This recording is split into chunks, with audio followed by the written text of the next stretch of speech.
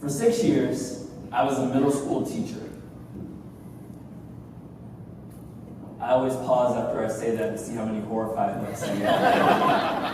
I typically follow that up by saying that being a middle school teacher is everything you think it will be, but also so much more.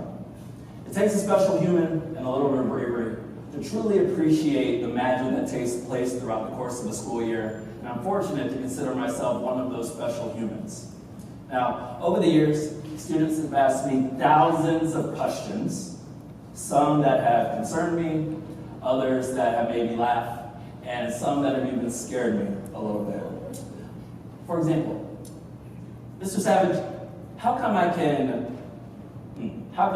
drink at 18 if I can smoke and go to war at 18?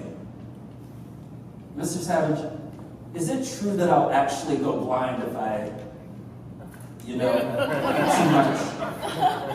Do I need to start keeping track how many times I do it?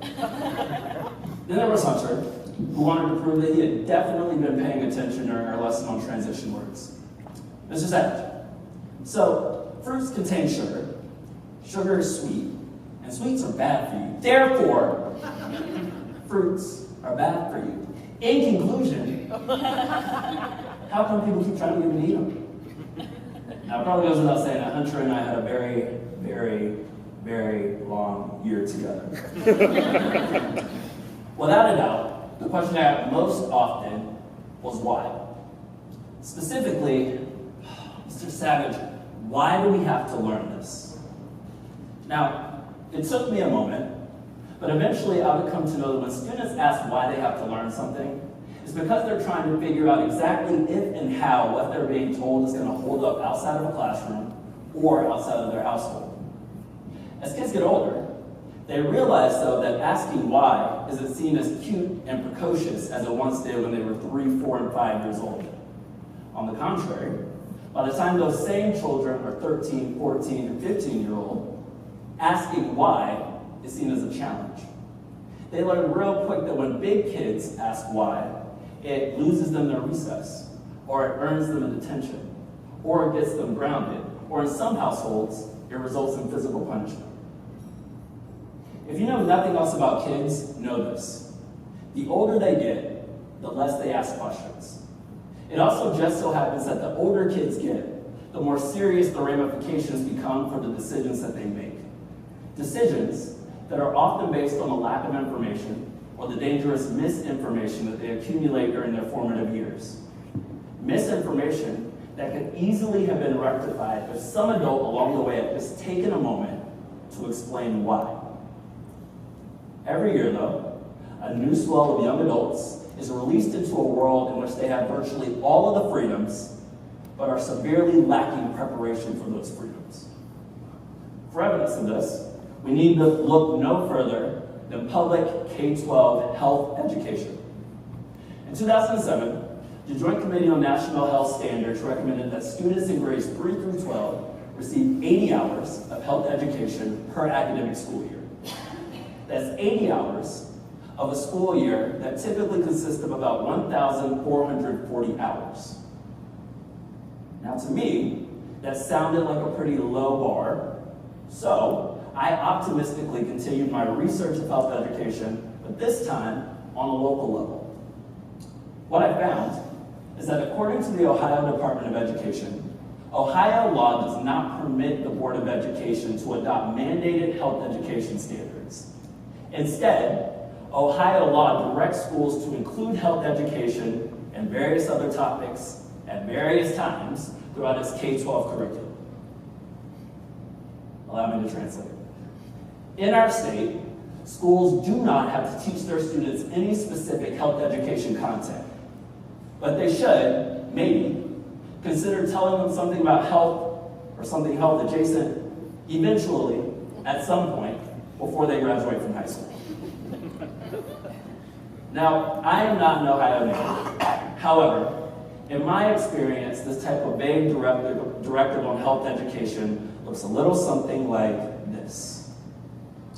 The big day in elementary school when the boys and girls are separated, and you have that super secret chat about body hair and deodorant and wet dreams.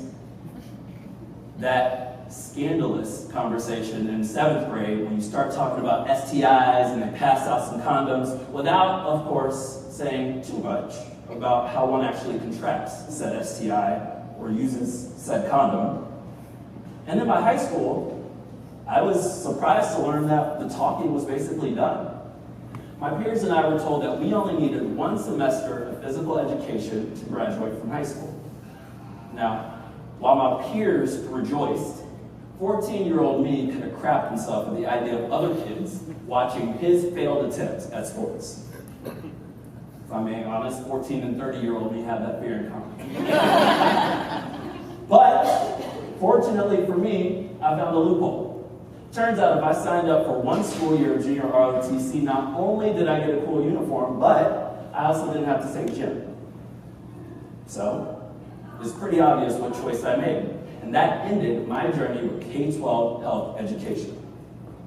Now, I graduated high school in 2007, but I'd be willing to bet that my experience bears a striking resemblance to that of students who will be graduating 12 years later in 2019. As such, I've come to this conclusion. What public education desperately needs is a national K-12 curriculum that intentionally integrates topics such as health education and teaches students real skills for realistic situations in realistic ways. A curriculum that is crafted by bringing educators, parents, career professionals, and child development specialists to the same table to spark a dialogue and create content that is at once cross-curricular, developmentally appropriate, and most importantly, relevant. A curriculum that not only allows students to ask why, but that makes questioning a vital component of student learning. Now, I know that our children are more than ready for this type of change, but I also know that adults can be a little hard-headed and that they require a little bit more convincing. So what I want you to do is switch off that grown-up part of your brain that has already dismissed this as wishy-washy and wishful and short-sighted. And I want you to just picture this possibility. Just picture. Picture an elementary school in which all students are able to provide a developmentally appropriate explanation of their anatomy and how to care for it. Picture a middle school in which all students are able to speak to the science of mental health and articulate the importance of counseling, even in the absence of a formal mental health diagnosis. But let's not stop at just teaching children about health. Let's prepare them to actually be involved in the passing of health-related laws. So picture a high school in which every student studies the function and dysfunction of our government and graduates high school as a registered voter who graduates and is ready to exercise his or her rights as an informed citizen. If we truly want our kids to be the best and the brightest, then this is the future of education. But before we can get there, there are 2 uncomfortable truths that every adult in this room and beyond needs to confront. The first is that kids are right. A lot of what they are formally taught does not hold up outside of school. It doesn't matter. If anyone in this room right now can honestly tell me that the Pythagorean theorem has paid their bills or helped them get that dream job, then I will give you this $5 bill in my pocket and promptly ask you for $4 and change. The second uncomfortable truth is that, for whatever reason, adults are really uncomfortable when we're questioned. And the reality is that when a child questions us, we take it as this act of defiance. The reality is we spend so much time getting children to stop asking questions when what we should be doing is celebrating the fact that they care enough to ask in the first place. What I challenge all of you to do is internalize these truths and use them to guide your mentorship of any child with whom you have a trusting relationship.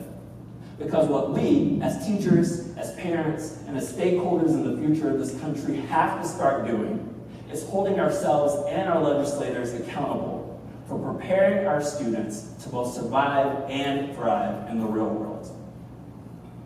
Like Frederick Douglass, I truly believe that it is easier to build strong children than to repair broken men. like Frederick Douglass, I also believe that this cannot happen, and our children will not get stronger until we start educating them in such a way that secures their fundamental right to life by teaching them the actual things that will preserve that life. The things that still matter after the bell rings and that have a lasting generational impact. Thank you.